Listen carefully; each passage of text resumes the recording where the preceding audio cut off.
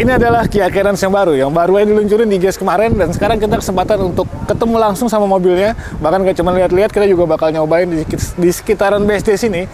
Jadi ini merupakan MPV yang menurut gua alternatif ya, di saat banyak banget MPV lain yang mungkin udah mainstream di jalanan.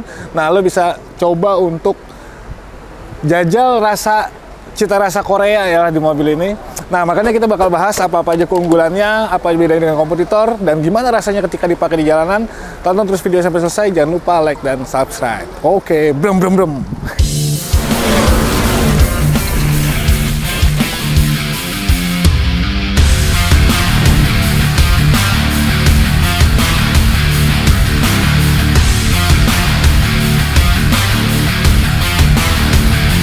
Nah, kalau misalnya kita lihat dari luar ya, ini mobil tuh kayaknya kecil gitu. Padahal kalau misalnya kita ngomongin kelas, ini tuh bisa disandingkan kelasnya sama Innova, yang memang secara tampilan tuh kelihatan gede ya. Tapi kita nggak tahu, mudah-mudahan dalamnya bakal seluas Innova. Tapi luarnya ini memang atraktif banget, beda banget dari mobil-mobil MPV kebanyakan ya. Kita mulai dari bagian depannya, dia udah pakai logo Kia yang baru, sekarang seperti itu ya.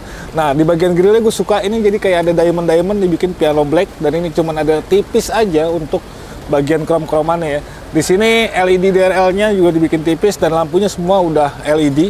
Dan di bagian bawah ini ada kayak krom, tapi dibikin ada aksen-aksen diamondnya juga, jadi bikin tampilannya tuh jadi lebih futuristis kali ya kalau misalnya menurut gue ya. Tapi ya memang sekarang desain mobil-mobil Korea ya rata-rata seperti ini ya.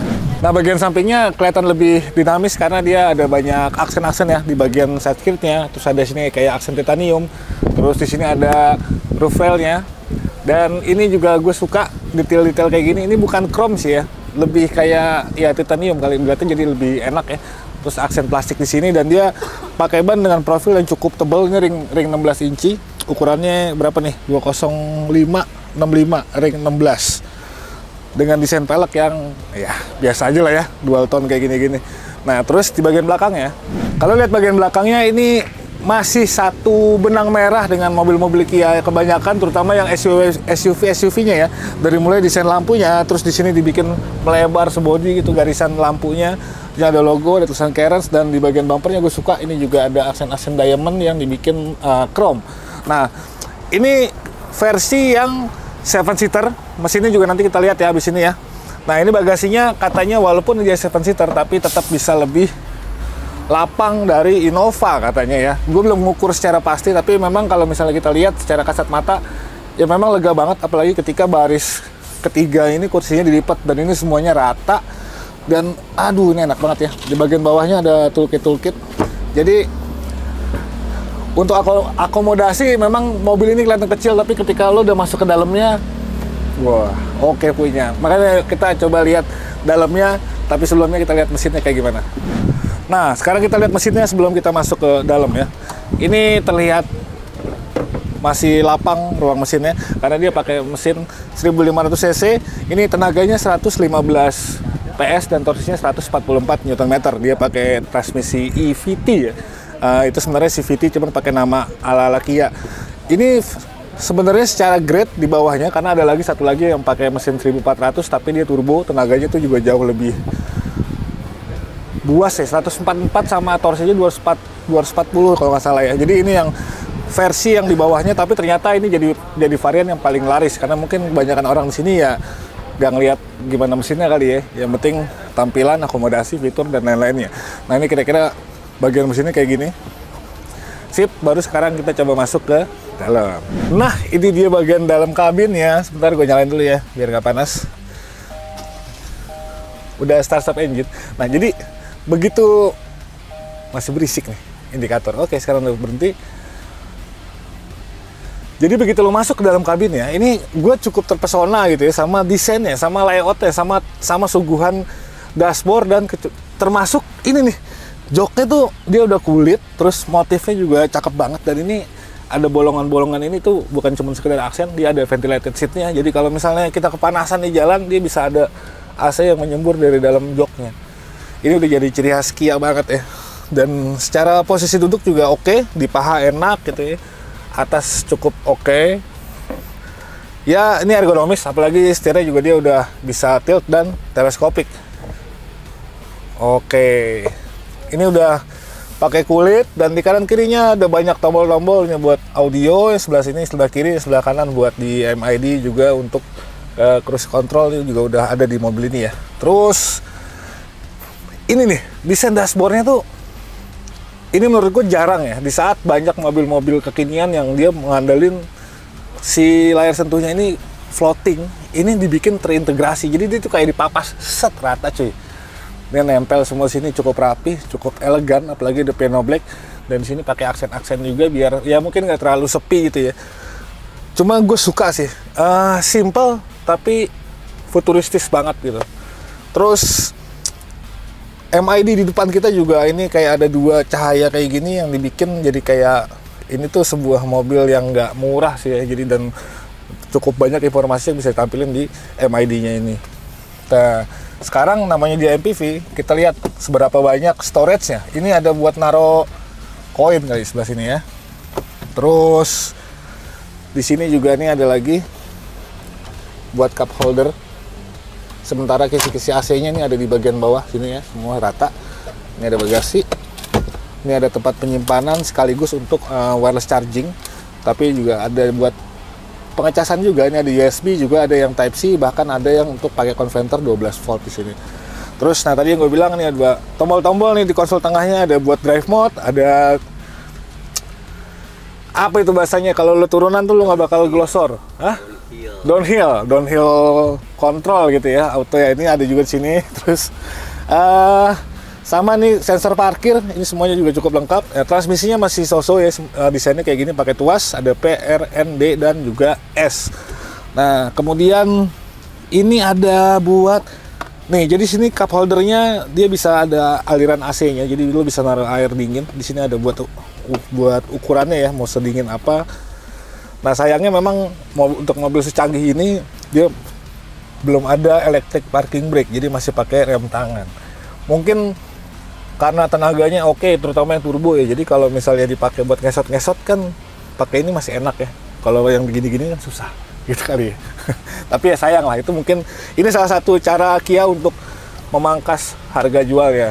Karena walaupun ini pakai tangan tapi di atas ada sunroof. Oke sih. Terus ini lagi tempat penyimpanan, ya bahkan ada 2 tingkat nih, kayak kos-kosan. Terus speakernya juga dia udah Bose. Di sini standar semua ya, buat power window dan juga pelipatan spion secara elektrik, pengaturannya juga ada semua di sini. Nah ini juga gue suka sih, dari secara detail dia kayak desainnya tuh, aduh, ini ada tempat penyimpanan di sini dan untuk naruh tangan juga masih tetap enak ya. Pengaturan joknya masih semua serba manual, belum elektrik. Tapi ya oke lah. Ini kalau misalnya secara ergonomis, gue cukup suka sama yang disodorin di kabin mobil ini. Kita coba duduk di belakang sebelum nanti kita maju ya. Nah ini duduk di bangku baris kedua ya, dan ini karena yang 1500, jadi dia 7-seater. Makanya di sini bukan captain seat. Ada satu lagi yang dia captain seat, tapi dengan bukan captain seat ini juga jadi lebih enak karena ini bisa ditarik. Nah, jadi sebenarnya lebih nyaman, dan ini posisi duduk gua kan agak ke belakang ya. Dia masih tetap punya ruang kaki yang cukup lumayan lah. Ini ada 5 jari, kaki juga bisa selonjoran ke bawah, ruang kepala aman. Dan asiknya ini joknya juga bisa di reclining ke belakang. Oke, jadi bisa lebih santai walaupun, nah gua nggak ngerti sunroofnya ya harus di sini gitu ya, panoramik gitu, jadi nggak kelihatan sih kalau dari belakang ya. Jadi buat penumpang depan doang. Cuman tadi ya yang gue bilang, untuk urusan akomodasi mobil ini oke banget, bahkan di sininya juga udah ada cup holder 2. Nah di jok-joknya sini ini ada jaring, bisa buat naruh-naruh sesuatu. Terus di bawahnya sini juga ada, bahkan ini ada meja yang bisa dipakai buat naruh gelas dan juga makanan mungkin ya di sini ya. Ini ada dua-duanya, di sini juga ada. Dan ini sama semuanya, ada jaringnya juga, ada kantong di sini, dan di sini bahkan ada cantolan 2 nih. Terus di bagian tengahnya ini ada buat pengaturan AC-nya, juga ada colokan buat cas-casan nih, ada berapa banyak nih, ada 2, 3 sama di bagian belakangnya ya. Terus lantainya juga rata karena ini penggerak depan, jadi cukup oke. Dan mobil ini juga asiknya di atapnya juga tetap rata ya, jadi dia walaupun dia udah double blower tapi nggak ada tonggolan gitu kayak kebanyakan MPV, jadi cuma minimalis aja kayak gini nih, kayak sirkulasi bis ya. bulat-bulat kayak gini. Ini pengaturannya di sini lucu. Ya nggak kelihatan murahan lah. Gue cukup suka sama bagian sininya. Jadi kira-kira kayak gitu. Dan untuk di tengah sini ya cukup oke ya. Belakang ya pas-pasan ya, namanya juga mobil 7 penumpang. Udah gitu sini juga ada hordeng, jadi untuk privasi jadi lebih lumayan terjaga. Kira-kira kayak gitulah. Nah sekarang kita cobain gimana rasanya kalau dipakai di jalanan harian sekitaran BSD sini. Yuk, yuk, yuk.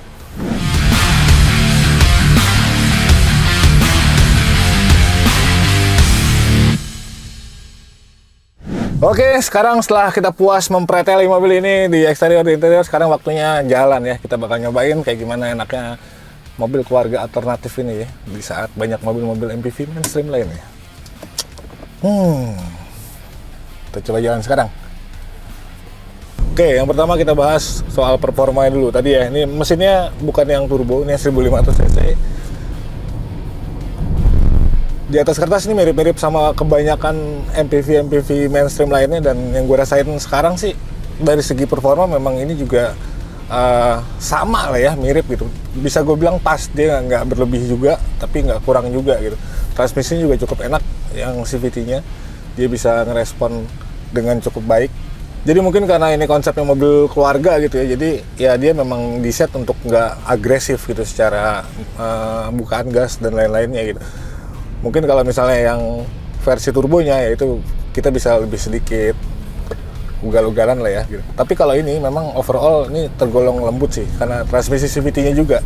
Tapi ya tadi menurut gua ini cukup pas lah untuk di perkotaan. Nah, jadi kalau misalnya gue cobain kayak gas spontan kita tadi, dia memang nggak langsung bak gitu, nggak. Jadi kita masih tetap bisa nyantai untuk mengendalikan si mobil.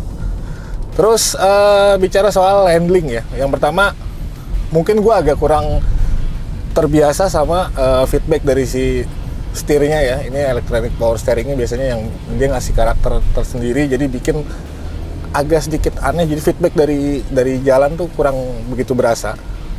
Cuma kalau misalnya memang untuk kayak di gini-gininya entengnya sih tetap enteng ya. As kejedot. Tetap enteng, tapi ya tadi untuk feedbacknya masih kurang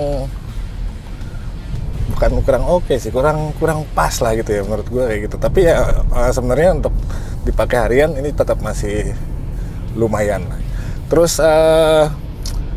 feeling remnya juga kayak gitu. Tapi ini bisa jadi karena ini juga masih mobil baru ya, agak keras dan dalam, jadi lu bakal sedikit agak susah untuk bisa ngerem lebih halus gitu. Pasti jadi kayak apa ya namanya, dut-dutan kayak gitu.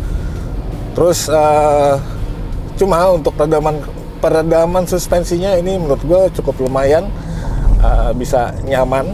Dia nggak keras-keras banget juga, nggak terlalu empuk dan nggak begitu berasa ngayun. Tapi gue belum nemuin jalan yang bergelombang atau apa. Tapi kalau misalnya kayak lewatin speed trap kayak gini sih ini nggak ada masalah. Soalnya tadi juga dari sisi ban dia profilnya tebel gitu, jadi lebih empuk lah gitu. Kalau misalnya bisa gue tarik kesimpulan secara keseluruhan soal handling dan performa, ya ini Kia cukup bermain aman lah ya, khususnya untuk yang di tipe 7-seater 1500 cc ini. Dari performanya, dari handlingnya, peredaman suspensinya. Walaupun untuk nuansa kabin dan juga peredamannya ini menurut gue oke. Jadi suara-suara dari luar itu sama sekali nggak kedengeran. Kecuali suara mesin itu juga kalau misalnya kita ngegas gitu, kayak sekarang.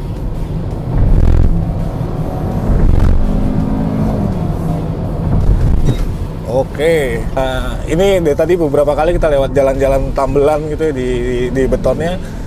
Memang cukup baik suspensinya, ini gue cukup suka lah ya. Nah, di depan ada puteran, kita cobain bermanuver di sini. Oke. Benar sini ya? Muter lagi sana. Muter lagi? Ya. Nah, untuk nikung kayak gini pun mobil ini sangat controllable gitu ya. Sangat mudah dikontrol. Terbalik lagi? Nah, sekarang kita nyobain radius putarnya ya. Ini kebetulan di depan ada putaran balik. Nah, ini kita cobain putar balik. Oke, radius putarnya cukup tajam. Ini nggak nyampe setengah jalan udah bisa muter ya. Oke, udah mulai agak gelap dan udah puas juga gue tadi muter-muter nyobain gimana rasanya si Kia Carens ini di jalanan-jalanan raya yang sehari-hari gitu. Jadi secara overall ya menurut gue memang ini khusus untuk Carens ini karena ini mobil keluarga kali ya. Jadi Kia memang bermain aman, tapi menurut gue secara value, makanya tadi dari awal gue bilang ini bisa jadi sebuah MPV atau mobil keluarga alternatif buat kalian semua ya. Apalagi dari segi harga juga terjangkau di kelasnya ya kan. Tapi ya balik lagi, kalau ada komen-komen silahkan sampaikan di kolom komentar. Jangan lupa like dan subscribe. Sampai jumpa di video selanjutnya dan gua pamit. Peace.